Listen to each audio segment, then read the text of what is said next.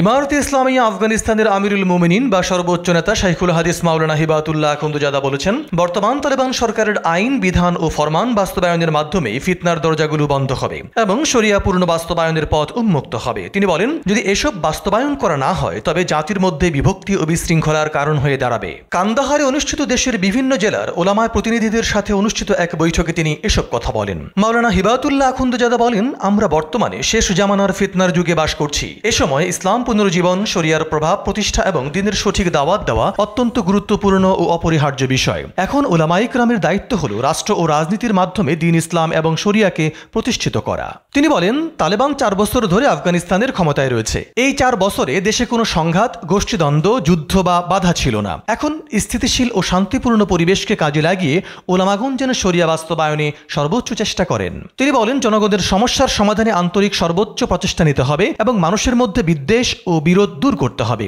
আফগান আমিরুল মুমিনিন বলেন, নবীদের পর মানব জাতিকে সঠিক পথ পরিচালনার দায়িত্ব আলেমদের কাঁধে। দ্বীনের হেফাজত, ব্যাখ্যা ও প্রসারের দায়িত্ব তাদের উপর অর্পিত হয়েছে। তিনি জোর দিয়ে বলেন, আল্লাহ তাআলা আলেমদেরকে শাসকদের উপর দায়িত্বশীল পর্যবেক্ষক ও তত্ত্বাবধায়ক হিসাবে নিযুক্ত করেছেন। সুতরাং আলেমদের জন্য আবশ্যক হয়ে পড়েছে যে তারা একে অপরের সঙ্গে সহযোগিতা করবেন, ঐক্য ধরে রাখবেন এবং শরিয়া প্রতিষ্ঠার কাজে সক্রিয় ভূমিকা রাখবেন।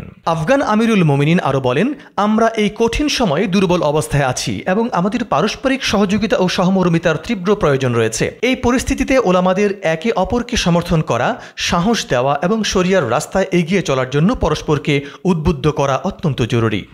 মাওলানা হিবাতুল্লাহ আখুন্দজাদা আলেমদের প্রতি আহ্বান জানিয়ে বলেন, তারা যেন সময়কে উপলব্ধি করেন এবং এই অনুকূল পরিস্থিতিকে কাজে লাগিয়ে শরিয়ার পূর্ণ বাস্তবায়নের জন্য নিজেদের সর্বশক্তি নিয়োগ করেন। তিনি বলেন, আজকের স্থিতিশীল ও সংঘাত মুক্ত সময়ই জাতিকে শরিয়ার আলোয় আলোকিত করার সেরা সুযোগ।